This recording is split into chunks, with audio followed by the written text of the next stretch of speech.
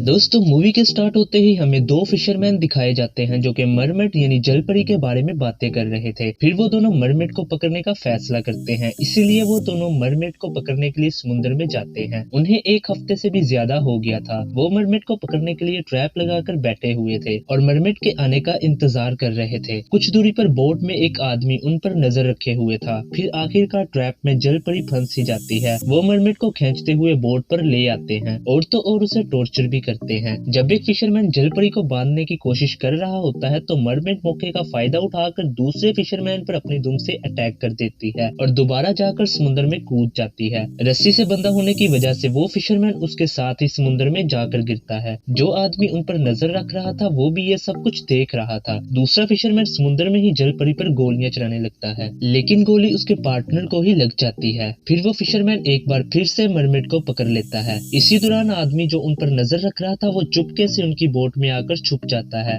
वो देखता है कि वो फिशरमैन बुरे तरीके से उस जलपरी की दुम पर कुल्हाड़ी से स्टैब कर देता है और उसे अलग कर देता है। इसी दौरान फिशरमैन को पता चल जाता है कि उसकी बोट में कोई आकर छुप गया है और फिशरमैन उस आदमी को पकड़ लेता है और उससे पूछताछ करता है कि तुम यहाँ कैसे आए और क्यों आए हो। वो आदमी कहता है कि मैं एक साइकोलॉजिस्ट हूँ, मेरा नाम डॉक्टर बियर है। वो डॉक्टर फिशरमैन से कहता है कि मैं इस मरमेड को परचेज करना चाहता हूँ, तुम इसका सौदा कर लो मुझसे। इसी दौरान मरमेड का कटा हुआ दुम वाला हिस्सा समुद्र में जा गिरता है। मौका मिलते ही डॉक्टर बियर फिशरमैन पर उसी कुल्हाड़ी से हमला कर देता है और मार डालता है। बाद में वो जलपरी के आधे बॉडी पार्ट पर रिसर्च करता है। वो देखता है कि जलपरी की आधी बॉडी कट चुकी है, इसके बावजूद भी वो जिंदा है। थोड़े दिनों बाद जलपरी की बॉडी पर अजीब सी स्किन आ रही थी और वो बगैर कुछ खाए जिंदा भी थी और तो और वो काफी दिनों से एक ही जगह पर पड़ी हुई थी। 63 दिन बाद इसकी बॉडी से वो स्किन रिमूव हो जाती है। इसी दौरान उसकी इंसानों जैसी टांगे और पाव भी जनरेट हो चुके थे। आहिस्ता आहिस्ता उसकी टांगे और पाव बिल्कुल ठीक हो चुके थे, लेकिन अभी भी वो चलने के काबिल नहीं थी और वो मरमेड सिर्फ मछलियां ही खाती थी। इस जलपरी पर और ज्यादा रिसर्च करने के लिए डॉक्टर बियर उसे अपने मेंटल एजाइलम में ले आते हैं और अजीब बात ये थी कि उस मेंटल एजाइलम में सिर्फ लड़कियां ही थी। वहीं पर एक लड़की का नाम होता है जून। जून चूंकि हमेशा एक लड़की से बातें किया करती थी और वो लड़की सिर्फ जून को ही नजर आती थी और किसी को नहीं आती थी, यानी इसका मतलब साफ था कि वो लड़की एक भूत थी। डॉक्टर बियर जब जलपरी को वहां पर लेकर आता है तो लड़की जलपरी को भी नजर आ रही थी, जो जून को भी नजर आती थी। जो जुल्म जलपरी के साथ हो रहे थे उसकी वजह से वो काफी सैड थी। वो हमेशा गीले रहने या पानी में रहने की कोशिश करती थी। कैमरास के जरिए डॉक्टर उस पर मुसलसल नजर भी रख रहा था। जून जब उस लड़की के बूथ से बातें कर रही होती है तब हम ये जान पाते हैं कि वो लड़की तो 10 साल पहले ही मर चुकी है, लेकिन उस लड़की का गोश्त ये बात एक्सेप्ट नहीं कर रहा था कि वो मर चुकी है। वो समझती थी कि मैं अभी भी उन लड़कियों जैसी जिंदा लड़की हूँ जो कि इस मेंटल एजाइलम में है और इसे सिर्फ जून और मरमेड ही देख सकते थे। जून जब इस लड़की के भूत से बातें करती थी तो सब लोग उस पर हंसते थे, ये कहते हुए कि ये किसी सोल से बातें कर रही है। अब इस लड़की का भूत मरमेड से भी बातें करने लगता है और वो मरमेड की हेल्प करने की कोशिश भी करती है। जलपरी एक नर्स जिसका नाम सैंड्रा होता है उससे एक दूसरी लैंग्वेज में बातें कर रही होती है। जलपरी के साथ जो बीत चुका था वो सब कुछ बता रही होती है,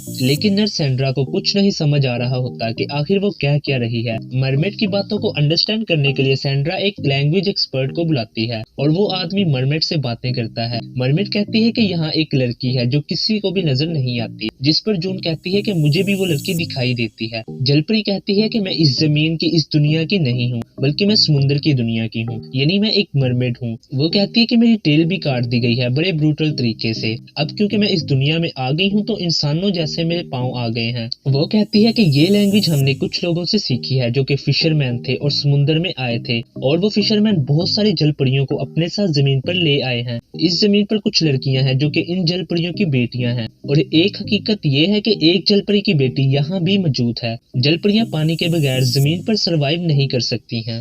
जमीन पर कुछ दिन और रहने से वो भी मर सकती है। ये बातें सुनकर सब लोग काफी हैरान रह जाते हैं, लेकिन कोई भी इस बात पर यकीन नहीं करता। यहाँ डॉक्टर बियर को गुस्सा आ जाता है कि जलपरी ने अपनी हकीकत सबको क्यों बता दी, इसलिए वो पनिशमेंट देने के लिए मरमेड को बहुत बुरे तरीके से घसीटते हुए ले जाता है और उसे ले जाकर एक सेल में बंद कर देता है। जलपरी के साथ उस लड़की का गोश्त भी चला जाता है। उसके साथ ऐसा होता देखकर दूसरी लड़कियां काफी अपसेट हो जाती हैं और उनमें से एक लेडी जलपरी के पास जाने का फैसला करती है।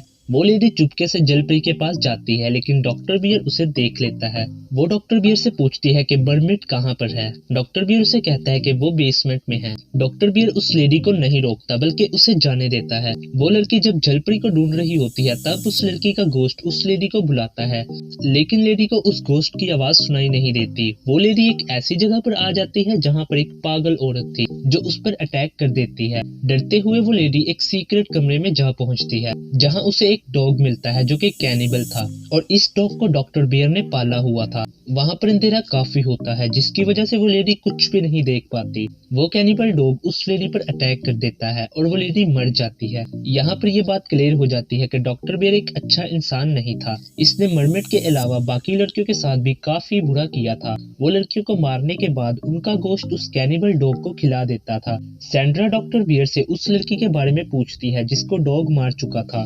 डॉक्टर बियर उसे कहता है कि उस लेडी का ट्रांसफर कहीं और हो गया है और वो बिल्कुल ठीक है और सेफ है। डॉक्टर बियर मुसलसल जलपरी पर नजर रख रहा था। वो देखता है कि जलपरी किसी तरह बेसमेंट से बाहर आ रही है। ये बात उसे हैरत में डाल देती है, इसलिए वो उस पर और ज्यादा रिसर्च करता है। यहाँ पर हम देखते हैं कि मरमेड की बॉडी बहुत तेजी से चेंज हो रही है और वो जलपरी अपने पांव पर खड़ा होने की कोशिश भी कर रही है और सैंड्रा उसकी मदद करती है। थोड़े दिनों बाद हम देखते हैं कि वो अपने पैरों पर चल पा रही थी। बाकी लड़कियां भी आहिस्ता आहिस्ता उसके साथ फ्रैंक हो रही थी, उसे पसंद करने लगी थी। रात के वक्त जलपरी विंडो का ग्लास तोड़कर जंगल की तरफ भाग जाती है और इसके पीछे बाकी लड़कियां भी भाग जाती हैं, लेकिन डॉक्टर बियर कैमरे से उन्हें भागते हुए देख लेता है और इसीलिए वो अपनी गन निकालता है। दूसरी तरफ ये लड़कियां भागती हुई एक रिवर तक पहुंच जाती हैं। वो सभी उसमें स्विमिंग करने का डिसीजन लेती हैं, लेकिन पानी काफी गंदा था इसलिए वो वहीं पर रुक जाती हैं। थोड़ी देर बाद वो लड़कियां भूख लगने और सर्दी लगने की वजह से मेंटल एजाइलम वापस आ जाती हैं, जबकि एक लड़की और उस लड़की का गोश्त जलपरी के साथ ही रहते हैं। आजादी और रिवर को पाकर मरमेड काफी खुश नजर आती है। रात को वो लड़की जो मरमेड के साथ रुकी थी जब सुबह उठकर देखती है तो खुद को अकेला पाती है, इसीलिए वो भी वापस मेंटल एजाइलम में आ जाती है। यहाँ पर हम देखते हैं कि उस लड़की का भूत जंगल में मरमेड को ढूंढ रहा होता है। वो देखती है कि एक रात में जलपरी काफी ज्यादा चेंज हो चुकी है और अब उसकी दुम भी रीजेनरेट हो चुकी है, लेकिन मरमेड वहीं पर फंस चुकी थी क्योंकि उस रिवर का पानी खुश्क हो गया था। उस लड़की का गोश्त जलपरी को कहता है कि मैं तुम्हें तुम्हारे घर यानी समुद्र तक ले जाने में तुम्हारी मदद करूंगी। जलपरी व्हीलचेयर पर बैठकर मेंटल एजाइलम में जा रही होती है, लेकिन डॉक्टर बियर उसे देख लेता है और अपनी गाड़ी से उसे हिट कर देता है। यहाँ पर सैंड्रा को पता चल जाता है कि वो वाकई ही एक जलपरी है। डॉक्टर बियर उसे अपने एम्प्लॉयज की मदद से उसे अपनी कार में रखवाता है और इस राज को छुपाने के लिए वो सबसे पहले अपने गार्ड को ही मार डालता है। उसी गार्ड का मर्डर करते हुए सैंड्रा और दूसरी लड़कियां भी देख लेती हैं, इसलिए वो फिर सबको मारने के लिए आता है। सैंड्रा बहुत सारी लड़कियों के साथ खुद को एक रूम में लॉक कर लेती है। डॉक्टर बियर दरवाजा खोलने की बहुत कोशिश करता है लेकिन वो ऐसा नहीं कर पाता। यहाँ पर हम देखते हैं कि दूसरी नर्स कुछ लड़कियों को वॉशरूम में छुपा रही होती है और खुद वहाँ से बाहर निकलने का रास्ता ढूंढ रही होती है और डॉक्टर बियर उसे देख लेता है और शूट करके उसे मार डालता है। फिर डॉक्टर बियर वॉशरूम में जाकर उन सब लड़कियों को बहुत बुरे तरीके से मार डालता है। चलाने की आवाजें सुनकर सैंड्रा एक गार्ड और बाकी लड़कियों को लेकर वहाँ से भाग रही होती है। डॉक्टर बियर जलपरी को लेकर अपनी बोट पर आ जाता है। वो मरमेड को एक मेड हुक में फंसा देता है, चूंकि अब वो मरमेड के टुकड़े करने वाला था, क्योंकि उसे अब अंदाजा हो चुका था कि वो कितनी बड़ी मुसीबत में फंस चुका है, क्योंकि सैंड्रा और बाकी लड़कियों ने उसे मर्डर करते हुए देख लिया था और वो लड़कियां और सैंड्रा तो भाग चुकी हैं। लेकिन जलपरी को बचाने के लिए सैंड्रा डॉक्टर बियर की बोट के पीछे आती है। उस वक्त उस लड़की का भूत जलपरी के साथ ही होता है। डॉक्टर बियर जब मरमेड को टॉर्चर कर रहा होता है तो उसकी आवाज सुनकर सैंड्रा भी वहाँ पर आ जाती है। सैंड्रा को वहाँ पर एक फाइल मिलती है जिसमें उस लड़की की डिटेल थी जो कि घोस्ट बनकर मरमेड को नजर आ रही थी। यहाँ पर हम ये जान पाते हैं कि डॉक्टर बियर ने इस लड़की पर स्टडी करते हुए उसे टॉर्चर भी किया था, जिसकी वजह से वो लड़की तड़प तड़प कर मर गई थी।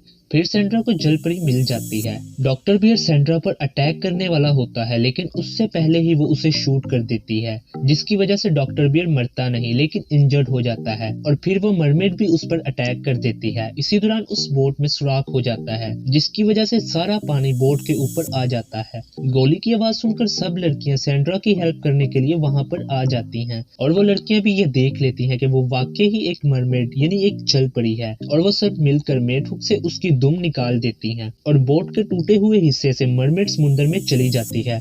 लेकिन पानी आने की वजह से बाकी लड़कियां वहां पर फंस चुकी थी, क्योंकि बोट में इतना पानी आ चुका था कि वो लड़कियां डूब रही थी। तो फिर जून बताती है कि यहाँ पर एक लड़की की डेड बॉडी है। ढूंढने पर उन लोगों को उस लड़की के भूत की डेड बॉडी मिल जाती है, जिस पर बाकी लड़कियां अब जून पर बिलीव करने लगती हैं। तभी डॉक्टर बियर सैंड्रा पर अटैक कर देता है और उसे पानी में डुबाकर मारने लगता है। लेकिन तभी हम देखते हैं कि जलपरी वापस आ जाती है और वो सैंड्रा की हेल्प करते हुए डॉक्टर बियर का मुकाबला करती है। डॉक्टर बियर यहाँ पर बेहोश हो जाता है। डूबते हुए बोट से बाहर निकलने के लिए जलपरी उन सब लड़कियों की हेल्प भी करती है। जब सब लड़कियां जमीन पर आ जाती हैं तो उनके पास मरमेड आती है, उन लोगों को थैंक्स बोलती है कि आप लोगों ने मेरी मदद की है। यहाँ पर मरमेड बताती है कि जून भी असल में एक जलपरी की बेटी है और तभी वहाँ पर वो लड़की का भूत भी आ जाता है, जो कि अब सबको नजर आ रहा था। मरमेड उस घोस्ट को कहती है कि मैं हमेशा तुम्हें देख सकती थी, तुम्हें फील कर सकती थी। ये कहते ही वो इस पानी में चली जाती है। फिर हम देखते हैं कि डॉक्टर बियर पानी से ऊपर आ रहा होता है, लेकिन मरमेड उसे पानी में खींचकर ले जाती है और डॉक्टर बियर को मार देती है। और इसी के साथ ये मूवी भी एंड हो जाती है। Thanks for watching. Allah Hafiz.